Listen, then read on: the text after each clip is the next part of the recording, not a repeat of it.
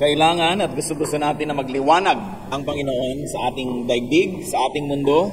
Subalit napakahalaga din na bigyan ng diin sa ating mga personal na buhay. Ang mga anak ng Diyos ay hindi lang spare parts ng church. Ang mga anak ng Diyos ay mga individual persons that God loves and that God would like to bring to the greatest potentials and possibilities. There are obstacles to comforts, but we must count this one as a blessing. There are many obstacles that stand between us and our dreams and our aspirations. There are so many obstacles that stand between our desires and our satisfaction, between our fruitfulness and nothingness, between a meaningful and sometimes a less than meaningful life. Maraming hadlang sa buhay. Ang mga hadlang na ito ay kailangang harapin. Obstacles trivialize, minimize, slow down, stall, stop, or even reverse, endanger, and frustrate our march. What kind of march? Our march to our goals, to a full and fruitful life. Therefore, obstacles must be faced bravely and wisely. Again po ang ating pag-aaral ngayon, sapagkat ang sabi ng Panginoon, I came that you might have life and have it to the full, that you might have it abundantly. It is important that we face obstacles. How to face obstacles in life? Paano haharapin ang mga hadlang sa ating mga pangarap, sa ating kasiyahan, sa kahulugan ng buhay? Ama naming Diyos, salamat po dahil kayo'y Diyos na nagpapaliwanag, nagtuturo, kumaakay. Sa sandaling ito, humingi kami ng karunungan na magkaroon ng very personal insights and personal application sa amin ang mensaheng pagsasalu-saluhan. Dalangin namin kayo ang maging tunay na tagapagsalita at kami na may tumanggap na parang mayamang lupa na tumatanggap ng mga binhi. Ang iyong salita nawa ay tumubo, magbunga, mamulaklak, humalimuyak sa aming buhay. We pray, Father, that you may speak to lead us unto greater knowledge of you and also to a deeper and more beautiful and colorful meaning of life. Set us free. In the name of Jesus we pray. How can we face obstacles in life? Unang-una, mahalaga, identify obstacles. Ano-ano ba dapat natin kilalanin ang mga tunay na hadlang sa kabuluhan ng buhay o sa pagiging makabuluhan, kapakipakinabang at kasiyasiya ng buhay? An obstruction is that which stands in the way. Ano mang hadlang na pumipigil sa inyo, nagpapahirap para marating nyo ang gusto nyong marating, yon ay obstacle. So an obstacle can be a person, can be a thing, can be a situation. But more often than not, an obstacle is an attitude. It's an internal, personal condition. Ang mga hadlang sa buhay natin, maaaring yan ay tao. Hinahadlangan ka ng magulang mong pakasalan halimbawa ang iyong minamahal o hadlang.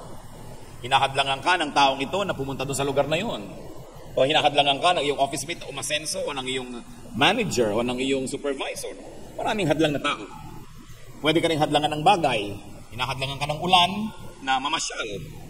At pwede ka rin namang hadlangan ng mga sitwasyon katulad ng kahirapan. Poverty may hinder you from traveling around the world. So maraming hindrances. Pero kadalasan, ang mga sagabal talaga ay pangloob. Ugali, asal, paniniwala ng isang tao. So ito isang napaka-personal na kondisyon. O kaya, ang hadlang naman ay yung absence or lack of these factors. Yung pagiging wala naman ng ulan, hadlang din yun. Ikaw ay magtatanim, magsasaka ka, ayaw umulan, hadlang naman yan para ka umasenso at makapagtanim. Maraming pag binaligtad mo, hadlang din. Depende kung anong gusto mong marating sa buhay. So you better know the enemy. And for our purposes, we will label these hindrances as enemies. Enemies of our full development. May example po ng pagkilala sa mga kaaway, katulad sa Numbers 13, 17 to 19. Noong sasakupin nila Moses ang kabilang bayan, ay nagpadala muna sila ng mga magmamanman doon.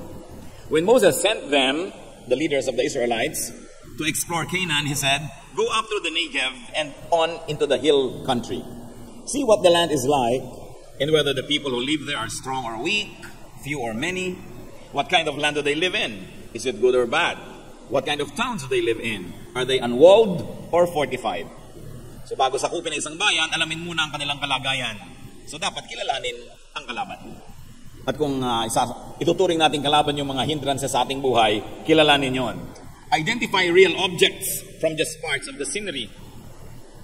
Kung minsan naman, hindi naman talaga obstacle tong taong to, akala mo lang pala, hindi mo lang naintindihan. Yung pala ang makakatulong sa'yo kung minsan.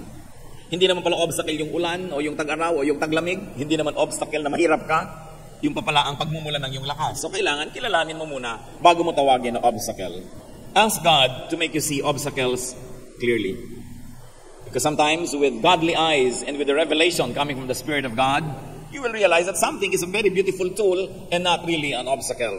Kaya sabi sa Psalm 5:8, lead me, O Lord. Kayong manguna. Turuan niyo ako mag-isip, turuan niyo akong sumuri ng aking kalagayan. 2 Kings 6:17, and Elisha prayed, O Lord, open his eyes so he may see. Then the Lord opened the servant's eyes, and he looked and saw. In other words, mayroong mga bagay na dapat makita, pero hindi nakikita ng lahat. Ipinanalangin pa ng propeta yung katulong niyang lalaki para makita ang dapat makita, at nakita nga. Kailangan natin ang tulong ng Diyos para makilala natin kung anong tunay na obstacle at ano ang hindi. Then, once you have seen the obstacles in your life, and I think by now, you must be imagining, ano nga ba mga obstacles ko to be the person that I really want to be? To do the things I really want to do. To accomplish what I really want to achieve. By now, nag-iisip na tayo ano mga obstacles yan. Remove obstacles that can be removed. So you can remove persons who are obstacles to you. Yung kaninang example ko na ayaw ng nanay mo sa iyong boyfriend, hindi naman ibig sabihin itutulak mo ang nanay mo sa bangin. Because by convincing your mother, you remove her as an obstacle and you probably put her in as an ally. So you see, there are many ways to remove a person.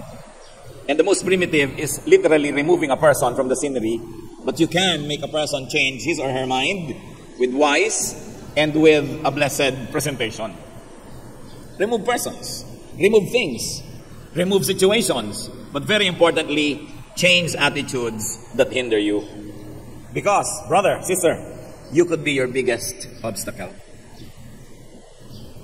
Merong mga tao, ang tagal-tagal nang gusto maging singer, ba't hindi kayo kumakanta? Nahihiya po ako, wala tayong magagawa, kung puro kahiya ang gagawin mo sa buhay, kakamatayan mo na yan. Gusto kong maging ganon, pero baka hindi ko po magawa. Mostly, tayo po ay nalilimitahan ng mga bakod na tayo din ang naglalagay. Gustong-gusto ng isang may edad na babae na maglagay ng mga buhok na tirik-tirik. Ba't nyo gawin? 51 na ako. Ano ngayon? Di ilagay nyo yung tirik-tirik para kayong Statue of Liberty. Magdala na rin kayo ng sulo. Diba? Kaya mo pinipigil. Kasi pinipigil ko dahil sa edad ko, dahil sa ganito ko. Gusto nyo gawin, hindi naman pinagbabawal ng Diyos. Ba't nyo gawin? So tayo ang naglalagay ng mga hangganan, ng ating mga fears, inferiority feeling, doubts, and very especially, people are not able to achieve much because they're afraid of rejection and failure. Kung aalisin po natin yung takot na mabigo, takot na hindi maunawaan ng marami, mas marami tayong magagawa sa buhay. So ano ang inyong mga limitasyon na inilagay nyo sa sarili nyo? Marami yon. Hindi ko ito magagawa kasi may asawa na ako, kasi may anak na ako, kasi ganito, kasi ganon. Sinong may sabi? Pag hindi Diyos ang may sabi, therefore pwede nyong gawin. Yung mga tradisyon ng tao, mga nakaugalian, nakasanayan, tao lang gumawa niyan. Hindi yan kailangan maging idol in your life. So, don't waste your life. Iisa lang ang buhay nyo dito sa balat ng lupa. Sa kabilang buhay, ibang usapan na yon. Pero dito, isa lang talaga yan. So, huwag nyo isakripisyo ang buhay na ito sapagkat inilagay tayo ng Diyos dito para maganap din ang dapat maganap, malasap ang dapat malasap, makain ang dapat kainin, mapuntahan ang dapat puntahan, mangyari ang dapat mangyari. And sometimes the biggest obstacle of a person, that which obstructs, is himself or herself. So alisin ang mga multo na tumatakot sa atin because you could be your biggest obstacle. Isang obstacle para mangyari sa buhay ang maraming magagandang bagay, nasa loob din, tulad ng mga bitterness. Ephesians 4:31, get rid of all bitterness, rage, and anger. Dahil kukulungin kayo niyan, kokontrolin kayo at sisirain kayo niyan. Isa pa napakalaki sa ating lahi, shyness. Nahihiya. Ba't tumigil ka ng kumain, igutom ka pa, nakakahiya? Bakit pagod na pagod ka, hindi ka maupo, nakakahiya? Ba't di ka nalang mamatay, nakakahiyang mabuhay? Diba? Anong ibig sabihin? Pardon me for living. Hihingi ako ng tawad sa lahat ng tao dahil nabubuhay ako, dahil nandito ako sa planeta. You have a right to be here because you're a child of God. So huwag kang laging nakakahiya, hindi yata pwede. Baka ako makaabala. Talagang gano'n, nagkakaabalahan ng mga tao paminsan-minsan. Baka hindi nila magustuhan ang gagawin ko. Kahit anong gawin mo, merong hindi makakagusto. So gawin mo na lang yung gusto mo. Pagka ginawa mo ito, ayaw ng kabila. Pag ginawa mo yung kabila, ayaw ng nandito. So, ang gawin mo na lang yung gusto mo, basta hindi labag sa kalooban ng Diyos. Makakalaya ka pa. Ang mahirap po yung buhay na isinakripisyo mo para lang may matuwang iba.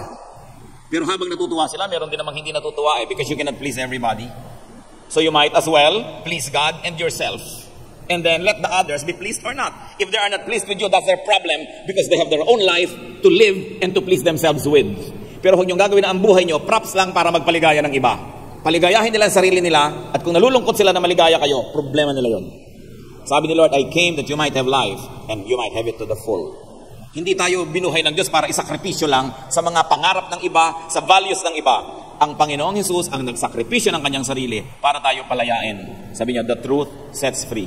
And it's not only a religious freedom, it's not only a spiritual freedom, it's freedom in every aspect of life, as long as you do not break the very clear, and may I say, the very few laws of God. Most of the things that limit us are just laws of men, laws of religions, but not really the law of God. So know God and be happier, be more free. Lagi kong inuulit-ulit, mas mahigpit at mas malupit ang relihiyon kaysa sa Diyos. Kaya mahalaga, malampasan din natin yung mga religious baggage at magkaroon tayo ng one-on-one relationship with God. Because your life is precious, it must never be misused, it must never be sacrificed for the sake of your audience. Meron kang kilala na iinis pag nakasuot ka ng tangerine, di huwag siyang magsuot ng tangerine, pero kung gusto mo, isuot mo. Nasisilaw siya, mag-sunglasses siya. Hindi pwede na, naku, may ma-offend, may ma-offend. Alam nyo, kahit anong gawin nyo, magpakabanal-banal kayo, may ma-offend pa rin. Ang mahalaga, matutulog kayo sa gabi, haharap kayo sa Diyos, at alam nyo, di nyo nilabag ang kanyang kalooban. Kung may na-offend sa inyo, problema nila yon. But of course, we can be nicer and kinder, but not to the point of wasting your life for the happiness of an audience. You must decide to remove obstacles. Kailangan yan. Magpayo tayo. Kailangan tiyakin nyo, aalisin nyo. And after deciding, many things will be much easier. Mga kapatid, ang mahirap lang yung magpasya, aalisin ko ang obstacle. Katulad ba, meron kayong kapatid, above 40 na kayo pareho, sobra pa siyang bossing sa buhay mo, hirap ka na oppressed ka na, o kaya ng tiya mo na 15 years lang naman ang edad na tanda sa'yo, o kahit sarili mo pang magulang. Ang tanda mo na, controlled ka pa niya, hirap na hirap ang iyong buhay, puro pagtitiis, kaya tuloy nagkakaroon ka ng pimple kahit overage ka na, kakaroon ka ng mga bukol-bukol, mga pantal-pantal, alam nyo yan, mga hindi maibulalas na inis. Pwede yung sabihin sa kapatid nyo o tiyo nyo o nanay nyo, may edad na po ako, nasa tamang gulang na ako, gagawin ko ang gusto kong gawin, basta hindi labag sa batas ng Diyos at tao, at kung ayaw nyo yung ginagawa ko, huwag kayong tumingin. At sa lagay, mabubuhay kayo para lamang kontrolin ng iba. Kung kayo 15, 16, 10, 20, 25, pwede pa. Na tayo lagi nagde-defer dyan sa ating mga elders at kung sino-sino. Pero dumarating ang panahon na pare-pareho na lang kayo ng alam kahit mas matanda siya. So hindi kayo kailangan maging tau-tauhan at anino ng sino man because you must report directly to God. Masyadong maraming naaapi at kawawa ng mga tao, lalong-lalo sa mga very paternalistic o maternalistic societies. 50 years old na, 40, 60, hindi pa makabili ng bag kung hindi nagpapaalam sa nanay o sa ate o kung kanino. Uuwi ng medyo alas 9 na ng gabi, nasisita pa. Sabi niyo, sa tanda ko na ito, wala nang mangre-rape sa akin. At kung meron, baka nga, kaya ako kalat ng kalat. Kasi masyado tayong mag-control ng tao. And you know, when you see the Lord Jesus at work, when you see the Lord Jesus, read the Gospels, ang laki-laki ng kanyang ministry of setting people free. Dami-dami niyang pinapalaya dahil kinukontrol ng lahat, ng lipunan, ng templo, ng economy, ng elite. Sabi niya, you must be free. Sa palagay niyo, bakit sinabi niya doon sa mayaman na lalaking gustong sumunod sa kanya? Ibenta mo muna lahat ng kabuhayan mo, ipamigay mo, at saka kasumama. Alam niyo kung bakit? Kasi ayaw niya na magkaroon na naman ng boss. Dagdag na boss yung kanyang mga followers dahil may sumaling mayaman. Kasi sabi, humirap ka na lang katulad namin para tabla-tabla nang hindi ka aamo-amo dito.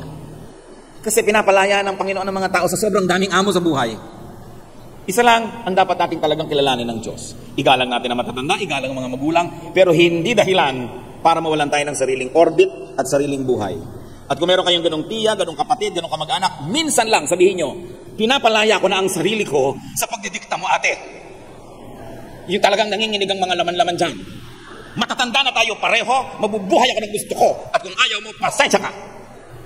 Lalaya na kayo. Pero kung hindi nyo sasabihin yun, pues, maging sunod-sunuran kayo hanggang kayo maging bangkay. It's your choice. But I'm telling you, it's not bad to do that. Sapagkat ang buhay sacred, hindi dapat props ng iba. Live your life. That is your legacy from the sacrificial work of Jesus to set us free. And ask God to help you remove your obstacles. Ang pinakamalaking obstacle sa buhay, karuwagan, duwag. Duwag kang magsalita, duwag kang magpahayag, duwag kang kumibo. Kaya nayoyorak-yorakan ang iyong mga karapatan, nayoyorak-yorakan ang sarili mo, hindi ka kasi kumikibo. Water follows the path of least resistance. Kaya kung magre-resist kayo, hahanap yung iba ng maaapi. Pero kung hindi kayo tumatanggi, ba't pa sila magpapago? Dahil pumapayag naman kayo. So Isaiah 57:14 says, and it will be said, build up, prepare the road, remove the obstacles out of the way of my people. Yung sinasabi ng Panginoon, alisin ang mga sagabal. So you remove your obstacles and also ask God to remove your obstacles. So partnership with God. But you must be willing to do your part. Huwag kang magsasabing, Diyos ko, pag himalaan niyo po ang tiya ko, ang nanay ko, ang sino man. No, you've got to do your part. Hebrews 12:1, let us throw off everything that hinders. Bitawan, pawalan ang mga nagpapahirap at sumasagabal. And very importantly, if you want to have more power in life, make peace with God. Because if you are at peace with God, God is your ally. Isaiah 27 verse 5, let them make peace with me. Yes, let them make peace with me. Ang sabi ng Panginoon. Isaiah 57:13-14, but the man who makes me his refuge will inherit the land and possess my holy mountain. And it will be said, build up, prepare the road. Remove the obstacles out of the way of my people. So ang gusto nating bigyan ng pansin, yung kumakanlong sa Panginoon ay pagpapalain. So humingi tayo sa Kanya ng kakayahan at pagkatapos gawin din natin yung dapat nating gawin. What else do you do with obstacles? Surmount or overcome your obstacles. May nakasagabal na bundok, hindi mo maalis-alis, akyatin mo. If you could not remove a mountain, climb, overcome, and conquer it. Nandiyan kasi ignorance or lack of skill or knowledge, conditions that can be changed and improved, must be faced. Napakahalaga. Yung iba, ano lang yung kanilang obstacle? Hindi sila makapagsalita ng tamang Ingles. Halimbawa, obstacle na nila yan 10 years ago, obstacle pa nila yan 5 years ago, obstacle nila yan today, at siguradong 5 years from now, obstacle pa nila.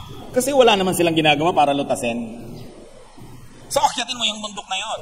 Gusto mo pala makapagsalita ng tamang Ingles o tamang Cebuano o tamang Tagalog, pag-aralan mo yung grammar.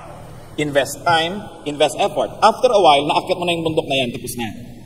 Marami tayong problema. Problema 20 years ago, 10 years ago, problema ngayon, and up to 20 years from now, problema pa rin. Kasi wala naman talaga tayong ginagawa para lutasin yon. So, gawin ang dapat gawin. Fight your fight and win your war. 2 Timothy 4:7, I have fought the good fight. It was a spiritual battle that is referring to, but nevertheless, fight your fight. But prepare yourself. 1 Peter 1:13, therefore prepare your minds for action and be self-controlled. And I like to repeat, make and be at peace with God. Pagka kayo ay nasa panig ng Panginoon, sino naman ang makakayanig sa inyo? Romans 8:31, if God is for us, who can be against us? In Psalm 18 verse 2, the Lord is my rock, my fortress, and my deliverer. My God is my rock, in whom I take refuge. He is my shield, and the horn of my salvation, my stronghold. So pag sa Panginoon tayo umasa, nanalig at sumunod, maganda ang mga pangako niya. Pag ang Panginoong Jesus had to go out of the box, maraming ginawang paglabas sa kahon ng Panginoon. Ang mga tao noon, magdadasalang, pupunta pa sa templo. Anong turo ng Panginoon? And when you pray, go into your room, shut the door, and pray in secret. That was very revolutionary. Kaya huwag kayo natatakot sa mga bagay na may dinadalang pagbabago. Maraming pagbabagong inintroduce ang Panginoon sa religious life ng kanyang panahon. Kaya maraming hindi natuwa sa kanya. Dahil may konti at mangilan-ngilan na makapangyarihang nakikinabang dun sa sistemang umiiral nung panahon niya. So bakit nila gugustuhin maiba yun? Siyempre, yung mga makapangyarihan at mga boss at mga nasusunod, ayaw niya ng pagbabago. Pero kung hindi kayo kikilos, wala nang magbabago, pasensya na lang kayo sa buhay niyo. Kailangan ng tao tapang-tapangan ang loob. At kailangan ng tao marunong magsalita. Mga kapatid, hindi ko alam ang isa-isa niyong kalagayan. Pero itong isang natitiyak ko, ang dami niyong problema.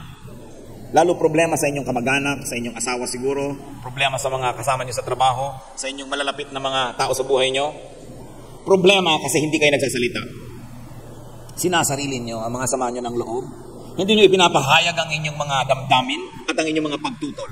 I'm telling you, the worst that can happen if you spoke up your mind is for you to be rejected. And what is rejection added to your already sorrowful life? But you can speak up. Gaano karaming mag-asawa ang hindi na talaga lubos na nasisiyahan sa kanilang pagsasamang personal? Ang dami, pero walang nagsasalita. Sinasarili na lang, dinidibdib na lang, at dinadaan sa buntong hininga, at pababagsak-bagsak na mga plato sa lababo. Ba't di nyo sabihin? Kumibo kayo, kaya tayo binigyan ng bibig para kumibo. Kaya para magsalita. Basta't ang pagsasalita natin ay magalang, isinasaalang-alang yung timing, no? Pero kailangan kayo magsalita dahil walang magsasalita para sa inyo. Ang marapat sigurong masuri at ma-appreciate ng maraming tao ay hindi tayo nilikha ng Diyos para ipaapi sa iba. At hindi rin tayo nilikha para mang-api. So kailangan marunong ka rin na gumalang sa iba, pero kailangan hingin mo rin na igalang kanila. Magsalita kayo. Ang dami-daming frustration ng mga Pilipino sa kanilang mga kamag-anak, hindi masabi. Magsalita kayo, magpakatapang kayo. Ba't yung iba kailangan pa maglasing para magsalita? You know ba? Why? Because we were not trained to speak our minds out. Ang bata-bata mo pa, huwag kang sasagot. Huwag kang kikibo. Hindi magandang training yan. Hayaan nyo magsalita, basta magalang. At kung sila ay under your care because you are the parent, mga anak na nagsalita, hindi sila sangayon sa inyong policy, na ipahayag nila, na ipaliwanag, hindi pa rin kayo convinced, well, the authority rests with the parents. So you say, well, I have heard your point, but still, itong gagawin natin. Pagtanda mo, ma-appreciate mo itong pinapagawa ko sa'yo. Pero pakinggan. Hindi masama na magsabi ng nararamdaman. Ang nagpapasama ay yung paraan ng pagsasabi. Kung dinadaan sa dabog, o kaya nagiging hindi magalang, o kaya ay magaspang ang ating pagsasabi, yun ang hindi maganda. But we should encourage so many people to speak up. The truth sets free. Ask God to help you surmount your obstacles. Meron kayong kakausapin, meron kayong aakyatin na bundok, ask God to help you. Psalm 18 verse 6. In my distress, I called to the Lord. I cried to God for help. And Proverbs 3:5-6, trust in the Lord with all your heart and lean not on your own understanding. In all your ways acknowledge Him and He will make your paths straight. Ipagtiwala sa Panginoon. Ipanalangin ang timing, pero kumibo kayo. If you cannot climb your obstacle, well, circumvent your obstacle, go around it, avoid it. May mga bundok na marapat akyatin, pero may mga bundok na hindi. Tulad ni Magellan. Halos 600 taon na. Pinatutunayan niya na makakarating sa silangan sa pamamagitan ng paglalakbay pakanluran. Gusto niyang mapatunayan na mararating ang silangan.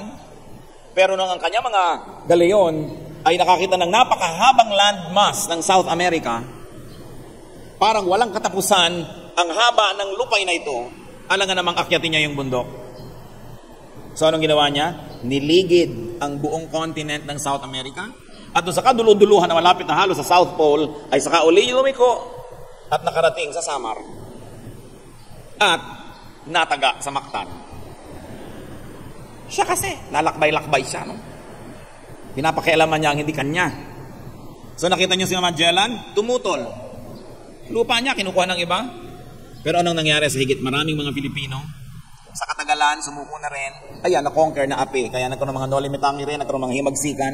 Kasi may mga naapi eh. Wala namang naaapi kung walang nagpapaapi.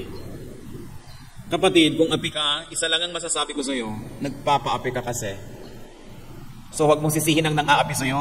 Human nature yon, lahat ng pwedeng apakan, naapakan. Pero pag nakita na naglalagab-labag mata mo, hahanap yan ang ibang aapakan. So kung may aapak-apak sa inyo mga kapatid, huwag layuan ang paningin. Tingnan nyo, sabi mo, saan ako nagkamali? Bakit ako ginagani-ganito? Kasi pumayag kayo. So, circumvent your obstacles. Be creative in solving your obstacles. But choose your battles. Choose your warfare. And choose your approach. Sa Luke 14:31-32, sinasabi, bago makidigma ang isang hari, pinag-aaralan niya muna, at kung siya'y matatalo, hindi na lang siya nakikidigma, nakikipag-peace na lang siya. May sense. Most obstacles can be surmounted. Akala nyo yung mahirap kausapin na tao, isang kausap lang pala, natapos ang problem nyo. Ang tagal nyo pa nagtiis. Sa atin naman po kasi mga Pilipino, sapagkat malalaki ang ating puso at pangunawa, halos lahat nakukuha sa usapan. So, makipag-usap kayo. Gawin nyo ang magagawa. Situations can be changed. There are only very few situations that cannot be changed. So accept them. But change most of the situation you're not happy with. Do not be a disabled person. Be other-abled. Alam mo, may problema kayo sa height. Siyempre, huwag na kayo sumali sa beauty contest. Hindi kayo mananalo. Huwag na nyo nang piliin na maging stewardess. Pwede kayong humanap ng ibang trabaho, ng ibang career, na magiging asset ninyo yung what many think as a liability. Tingnan niyo po si David. Teenager, nagpa siyang labanan si Goliath, fully armored ang laki-laking tao, dahil walang lumalaban sa kanilang mga hukbo, na insulto na lang gusto si David para sa Diyos ng Israel, at lalabanan niya. Sapagkat ang laki-laki nung si Goliath at nakabihis pa ng mga bakal na armor, ang bibigat ng mga sibat, mayroon pang mga shields, ginawa ng hari ng Israel, ibinigay kay David ang kanyang shield, ang kanyang sword, ang kanyang lahat. At nung isukat ni David, sabi niya, naku, bibigat lang ako. At ano po ang ginawa niya? Binitawan niya yung mga high-tech weapons of his time. And he went to the river and found a few smooth stones. Namulot ng mga batong makikinis at inilabas yung kanyang tirador, yung slingshot. At nung makita siya ni Goliath, sabi niya, aba, iniinsulto mo ba ako? Anong kalaban mo, aso? Mukhang patpat lang yata ang dinala mo. Pero, what seemed to be his weakness became his strength. Kasi gamay niya yun eh. So, lahat po tayo may strength. Kapatid, nagmumukha ka lang weak kasi kino-compare mo ang sarili mo sa iba na mayroong nakikita kang strength. Hindi mo nakikita ang strength na ibinigay sa iyo ng Diyos. Diyan tayo pantay-pantay. Binigyan tayo lahat ng Diyos ng kakayahan. Ang mahalaga, huwag kang tumingin sa kakayahan ng iba at manliit sa iyong sarili. Kundi tingnan mo kung anong mabuting ibinigay sa iyo ng Diyos at yun ang i-cultivate mo. Lumagay ka lang sa tamang lugar, mamumulaklak ka. Kung cactus ka, huwag ka sa tubigan. Kung water lily ka, huwag ka sa disyerto. Kung ikaw ay waling-waling, huwag ka dun sa arawan. Ikaw ay bougainvillea, huwag ka sa lilim. Lumagay ka lang sa lugar, makikita mo ang magagandang bagay na ibinigay sa iyo ng Diyos. Pero bakit hindi tayo makalagay sa lugar? Kasi nadadaya tayo ng media, kinokopya natin lahat yung model. Alam niyo yung mga model at mga lalaki na mga katawan na ganyan, mga 3 araw na hindi kumakain yung pag magpipictorial para lumubog yung mga taba-taba nila. Pero yan ay halos himatayin na sa uhaw. Yung nakikita nyo ang gagandang mga mukha, isang tambak na mga eskayola ang inilalagay dyan, mga masilya, mga kung ano-ano. Hindi talaga sila ganyan sa totoong buhay. Kopya tayo ng kopya ng mga model ng media, mga icon. Hindi naman sila mga ganun talaga. Anong sabi ni Cindy Crawford? When I'm at home, I don't look like Cindy Crawford. Sinabi niya. So napapalitan ng itsura, napapalitan ng maraming bagay. Piliin nyo kung anong pwedeng palitan at yung hindi talaga tanggapin nyo ng buong puso kasi magreklamo kayo sa buhay. Because that can be your uniqueness. Napapaganda ang tao. Lalo't kung may pampaganda ka, kasalanan na ngayong hindi maging maganda. Dahil nababago ang lahat. Tingnan nyo ang mga litrato ni Oprah Winfrey mga 10 years ago. Parang bagong baba sa puno. Diba? Pero tingnan nyo ngayon, with a little retouch, aba, ganun pala nangyayari. So kung gusto nyo huwag kayong magmukhang bagong baba sa puno, gumawa kayo ng paraan. Huwag lang kayong mangarap at humanga sa iba. Do something. Reverse the force of your obstacles. Ang mahuhusay na kapitan ng barko, nakakaibigan at nagagamit ang anumang uri ng hangin. An able ship captain can put even the fiercest wind to good use. Therefore, engineer the forces around you to your advantage. Huwag kang magmukmuk lagi. Even bacteria can be made friendly when used for inoculation. Nakita niyo yung mga mikrobyo? Kumukuha sila ng konti-konti. Yan ay tinuturok sa inyo yung mga anti-tetanus. Actually, tetanus yung tinuturok sa inyo. Anti-TB, TB yung itinuturok sa inyo. Anti-venom, venom yung itinuturok sa inyo. Pero konti lang. Kasi kaya nyo talunin, nagiging kaibigan nyo. Ano mang bagay na mukhang kaaway, pwedeng maging kaibigan. Turn every disadvantage to an advantage.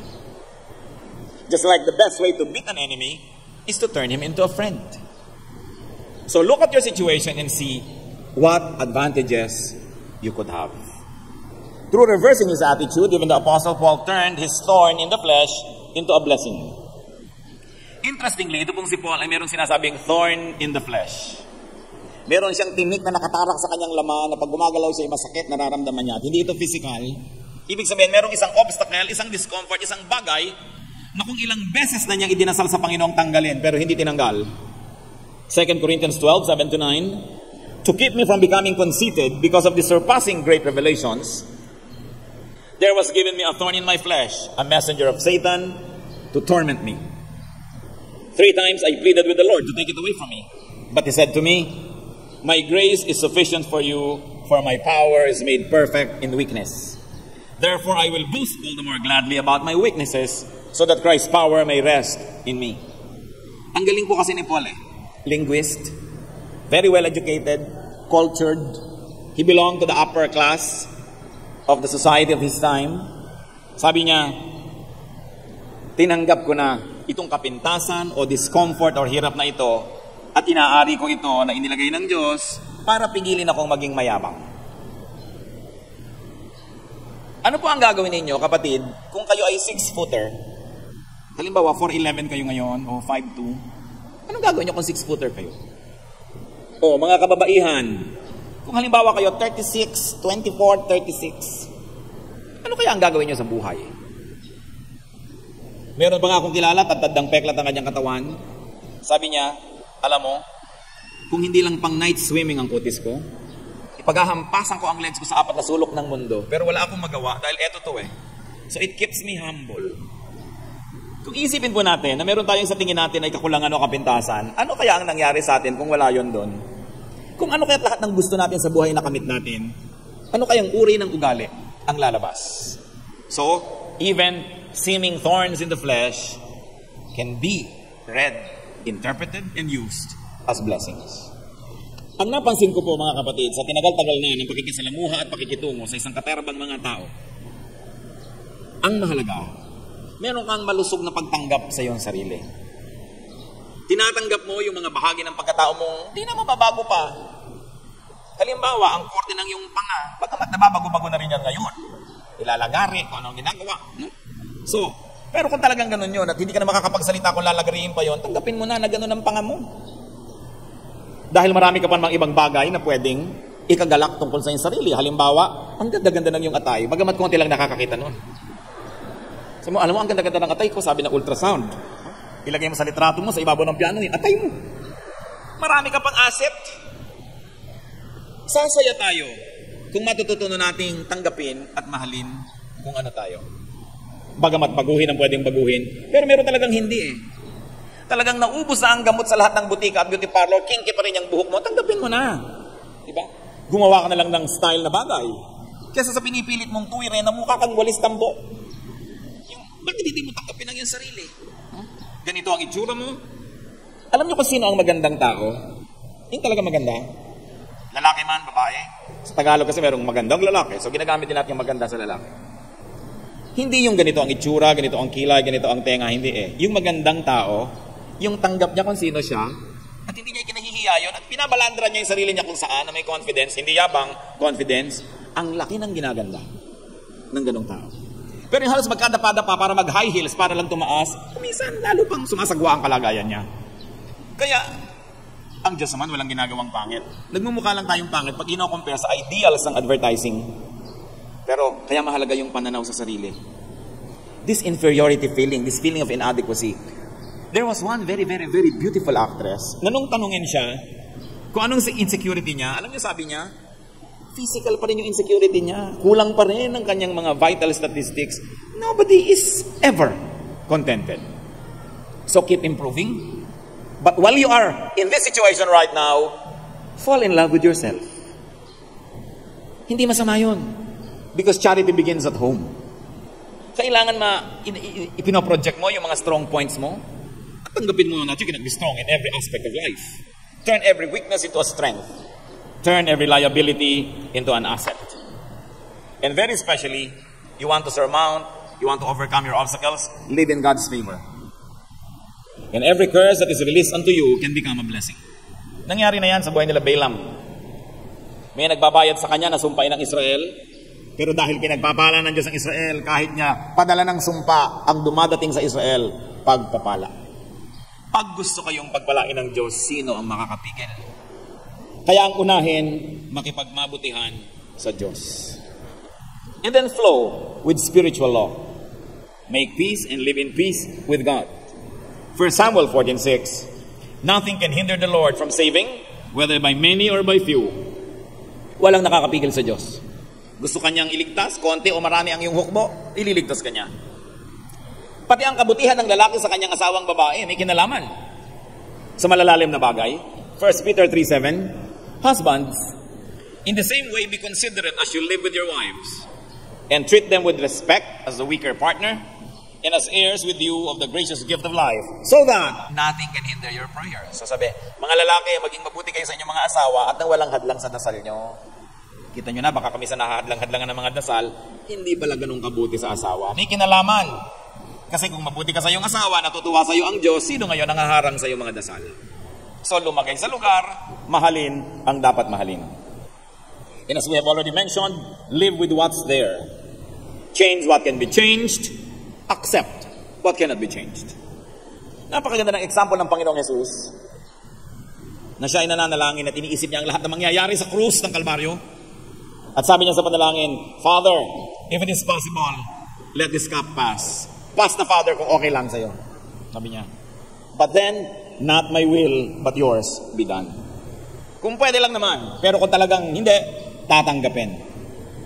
So baguhin ang pwedeng baguhin, tanggapin ang dapat tanggapin, papayapa ang ating loob. As long as you are trying to be someone else, not yourself, you will always have obstacles. And you cannot find fulfillment and contentment. May isa pa. Gusto nating huwag nagkakaroon ng maraming hadlang sa ating buhay. As much as possible, do not be an obstacle to others. At sinabi ko lang, as much as possible, because there are times when you cannot help it, you are an obstacle to another one, you cannot help it. Halimbawa, may contest, pareho kayong lumasali, alam nga naman magpatalo ka para manalo siya, so you cannot help it. Obstacle ka talaga, then let the better person just win.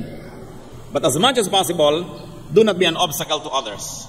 Romans 14:13, make up your mind not to put any stumbling block or obstacle in your brother's way. And you know why this is part of our study? In removing obstacles in our lives? Because Galatians 6:7 says, a man reaps what he sows. Inaani ang itinatanim. Pag laging binibigyan mo ng sagabal ang iyong kapwa, tiyak marami rin magiging sagabal sa iyong buhay.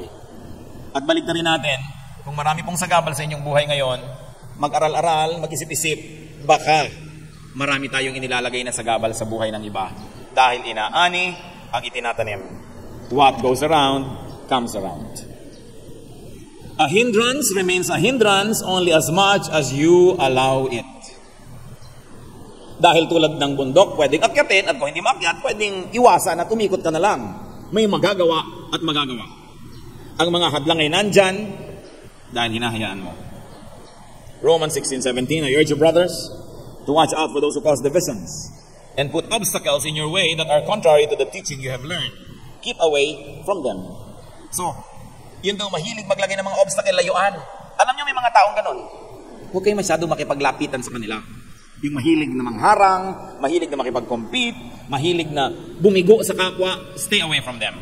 In Acts 28:31, boldly and without hindrance, he preached the kingdom of God and taught about the Lord Jesus Christ. Now, why are we including this in our study? Because it is your decision not to have a hindrance. Hindi madaling ituro noon ang kingdom of God at ang Panginoong Jesus kontra sa prevailing religious winds. Pero sabi, boldly and without hindrance. Totoo ba yun? Without hindrance? Ang daming hindrances. Pero, hindi tinanggap ng preacher yung hindrances. Nilampasan niya, kaya wala siyang hindrance. Ang mga hindrance nyo ngayon, mga kapatid, hindrance lang dahil pinapayagan nyo. Pwedeng lampasan. Aming Diyos, nagpapasalamat kami sapagkat kayo Diyos na maibigin sa amin at gusto nyo kaming lumaya. Ipakita nyo sa amin, Panginoon, ang kalagayan namin. Kung meron kami mga kulungan, mga bakod, mga tali, na hindi naman dapat na nandun, kaya lang pinapayagan namin.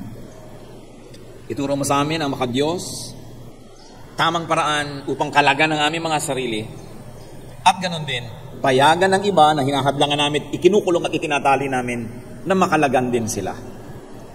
Kung paano po namin gusto, Panginoon, na maging malaya, habang sumusunod sa iyong mga batas lamang, nawagan din na ibigay namin pribilehiyo sa kapwa namin, palayain din namin sila. Lalong-lalo yung mga nasa ilalim ng aming impluensya o kaya kapangyarihan. Teach us to value freedom because it comes from you. Palayain mo yung mga anak, Panginoon, bigyan mo ng karunungan na malampasan ang mga hadlang sa kanilang mga pangarap, ang mga hadlang sa mabubuti nilang gustong gawin, mga hadlang upang sila ay maging mga mubunga, masasaya, at matitiwasay na mga tao. Ituro mo sa amin ang mga ugali namin na nagpumipigil sa aming mga sarili at ganon din sa aming kapwa. Nawa, Panginoon, higit sa lahat, ipakita mo sa amin ngayon kung meron kami mga inaapi, pinipigil, kinokontrol, gayong hindi naman kami Diyos. Teach us not only to set ourselves free, but also to let others be free. While surrendering ourselves to your moral law, teach us, O God, to enjoy life to the fullest. Magbulay-bulay tayo, mga kapatid. Hindi aksidenteng ang mga ganitong bagay ay sumasagi sa ating isipan. Ang kalooban ng Panginoon, ang bawat isa, marating ang pinakamalayong pwedeng marating. Magawa ang pinakamaraming pwedeng gawin. Maranasan ang pinakamabubuting karanasan sa buhay. But you have to be decisive. You have to set yourself free. You have to be brave. And you also have to be generous. And you must also grant freedom to other people. Magbulay-bulay tayo at makipagniig sa Espiritu ng Diyos sa ilang saglit ng katahimikan.